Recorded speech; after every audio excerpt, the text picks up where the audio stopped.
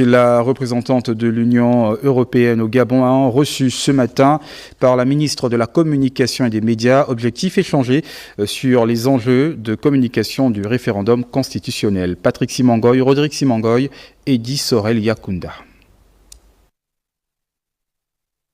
Les enjeux de communication et d'organisation du référendum 2024 au Gabon ont meublé cet échange entre la représentante de l'Union européenne et la ministre de la Communication et des Médias, porte-parole du gouvernement, Laurence Ndong. L'Union européenne a déployé pour ce référendum constitutionnel une équipe d'experts électoraux présentée ce matin à Laurence Ndong.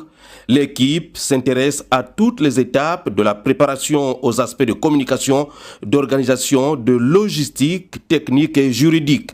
Tout au long de ce processus qui a été lancé ce 6 novembre 2024, les experts de l'UE feront un travail de dialogue et d'analyse. Nous sommes dans une logique de donner les outils pour que le Gabon puisse mener ce chemin le mieux possible. C'est un accompagnement sans influence intrusive, mais en mettant à disposition ce regard extérieur qui peut permettre de poser des questions, mais aussi de fournir in fine des recommandations qui pourront, je pense, constituer une référence utile lorsque le Gabon tirera les enseignements de ce référendum et continuera dans le chantier législatif, dans la préparation des présidentielles. Donc c'est un appui qui s'inscrit véritablement dans la durée. L'agenda de la transition au Gabon est sur les bons rails. L'Union européenne s'en félicite. Nous sommes effectivement encouragés par d'abord par le respect du chronogramme. Je crois que c'est un élément important pour la confiance des partenaires extérieurs. Nous sommes aussi attentifs aux perceptions de la population, des différents acteurs. Nous avons le souci de, encore une fois, pouvoir donner au pays la chance d'atteindre ses propres objectifs. Cette équipe d'experts de l'Union européenne a recueilli auprès de Madame la ministre de la Communication et des Médias, Laurence Ndong, des informations relatives à la campagne référendaire, à l'accès à l'information pour le citoyen, au rôle des médias et leur soutien par le ministère de la Communication et des Médias durant tout le processus. Tombée des rideaux de l'atelier de validation de la stratégie nationale de gestion du conflit homme-faune. Après plusieurs jours de travaux, le document est fin prêt. Il a été remis officiellement par les experts à la ministre de l'Environnement ce matin. Linda Nyumba Mungengi, Cédric Zendo. Ce document, réceptionné par le ministre de l'Environnement, est la stratégie et le plan d'action national de gestion du conflit homme-faune au Gabon. Initié il y a quelques années, mais inachevé pour des raisons diverses, il est enfin disponible et prévoit plusieurs activités. Il y a des actions qui portent notamment sur le cadre juridique, donc la nécessité de renforcer le cadre juridique. Il y a aussi des actions qui portent sur les cadres de concertation à mettre en place, mais il y a beaucoup plus d'actions sur le terrain, des actions qu'il faut mener sur le terrain, mais directement avec les communautés locales et autochtones. Relue, finalisée et amendée par les experts et partenaires au développement, cette stratégie se veut un outil d'aide à la décision pour une parfaite cohabitation entre l'homme et l'éléphant, espèce estimée aujourd'hui à 95 000 dans le pays. Les félicitons déjà du chemin parcouru pour parvenir à cette stratégie, même si elle doit encore passer certaines instances pour son adoption finale. C'est le lieu pour moi ici de féliciter et remercier toutes les parties prenantes pour leur engagement manifeste, au regard donc de l'urgence et de la nécessité de parvenir à des résultats probants. Dans la dynamique de résolution du conflit homme-faune, je n'ai aucun doute que la stratégie et le plan national de gestion du conflit homme-faune rencontrera l'assentiment des plus hautes autorités. L'atelier de finalisation de la stratégie nationale de gestion du conflit homme-faune au Gabon a été organisé par le gouvernement de la transition avec l'appui du Fonds mondial pour la nature et des Tridomes GIZ. Hors de nos frontières, à Cape Town, en Afrique du Sud, le ministre gabonais du pétrole prend part depuis quelques jours au forum sur l'investissement dans l'énergie en Afrique.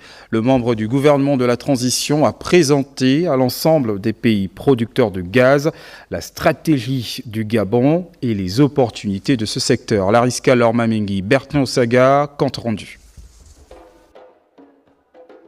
Avec plus de 125 milliards de barils de réserves prouvées dans le pétrole, 620 trillions de pieds cubes de gaz naturel, notamment, l'Afrique a le potentiel pour devenir une plaque tournante mondiale de l'énergie. L'African Energy Week, qui se tient depuis quelques jours à Cape Town en Afrique du Sud, est ici le lieu où les acteurs du secteur se retrouvent pour discuter de comment capitaliser ses atouts. Le ministre gabonais du pétrole porte ici la voix de son pays. On vient dans ce genre d'événement pour rechercher des investisseurs. Il ne faut pas oublier que nous avons notre objectif qui est celui d'augmenter la production de notre pays. Ça fait partie de la feuille de route que nous avons reçue du président de la République. Depuis que je suis là, je dois déjà avoir au moins 4 nouvelles entités qui m'ont contacté là, parce que ce sont des gens qui veulent nous rencontrer. En plus déjà de la longue liste que nous avons pour cet après-midi. À mon avis, on est dans le bon sens. Marcel Abeke a dans son exposé présenté les opportunités d'investissement, non sans rappeler l'attractivité de l'environnement fiscal. On ne peut pas parler de transition énergétique, on ne peut pas parler d'exploitation de pétrole sans parler de finances. C'est ce qui nous amène un tout petit peu ici pour faire en sorte que ces grandes entreprises puissent venir et l'exploration demande de gros moyens. Le secteur pétrole qui poursuit l'ambition d'augmenter ses capacités de production afin de répondre efficacement aux besoins de trésorerie pour financer le développement infrastructurel de notre pays, s'est lancé dans une opération de charme internationale pour susciter l'intérêt des investisseurs qui jusqu'ici ne sont pas restés indifférents. De retour à Libreville, au Gabon, livraison ce mercredi par le ministre des Travaux publics de la passerelle du lycée national Léomba en chantier depuis plusieurs mois. Jean de Dieu Gops Ngombi, Michel John Bodigan pour les précisions. Un soulagement pour les élèves, enseignants et dirigeants du lycée national Léomba. Après un lointain souvenir ponctué par des multiples accidents de circulation. C'est une essence qui résiste à l'eau, disons aux intempéries. Et nous sommes convaincus de ce que, même en cas de dégradation, nous n'aurons pas de difficulté pour réhabiliter cet ouvrage. Aujourd'hui, le ministre des Travaux publics, Flavien Zenginzundu, remet symboliquement la clé à sa collègue de l'Éducation nationale pour sa mise en service. Je tiens à exprimer vraiment nos remerciements à mon collègue ministre des Travaux publics pour la mise en service de la passerelle du lycée Léomba. C'était une zone qui était très accidentogène et là maintenant nous sommes rassurés parce que nos enfants vont pouvoir venir à l'école en sécurité et en repartir également en toute sécurité. L'entreprise adjudicataire suisse revient sur les caractéristiques de cet ouvrage bâti en bois local. La passerelle fait une portée de 2 x 24 mètres. Avec les escaliers, ça fait 54 mètres de longueur la passerelle.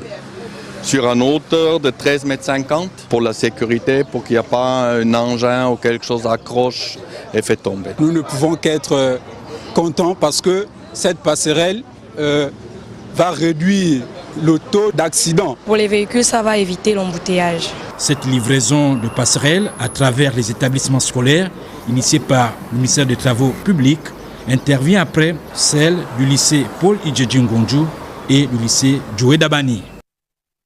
À Libreville, le personnel de l'inspection générale des services du ministère de l'économie et des participations prend part depuis lundi à un séminaire de renforcement des capacités sur la modernisation des techniques managériales et en matière d'audit et de contrôle interne.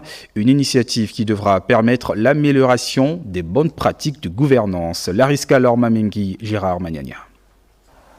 Cette formation sur la méthodologie et les techniques d'audit des organisations est à l'initiative de l'inspection générale des services du ministère de l'économie et des participations, dans le souci d'améliorer l'audit interne, donc s'adapter aux exigences que commande cette pratique. La formation que vous allez suivre tout au long de cette semaine s'articulera autour de plusieurs thématiques centrales Elle vous permettra de renforcer votre capacité à identifier les risques, à évaluer les processus internes des organisations et à formuler des recommandations concrètes et pertinentes. L'audit interne qui permet aux organisations d'évaluer leur processus de gestion et de management des risques est un élément essentiel pour améliorer la gouvernance des entités sous tutelle. La session de formation qui débute ce matin a pour thème audit des organisations. Car parlant d'audit, il faut d'avoir les rudiments pour mener à bien leur mission, chacun dans son domaine de compétences.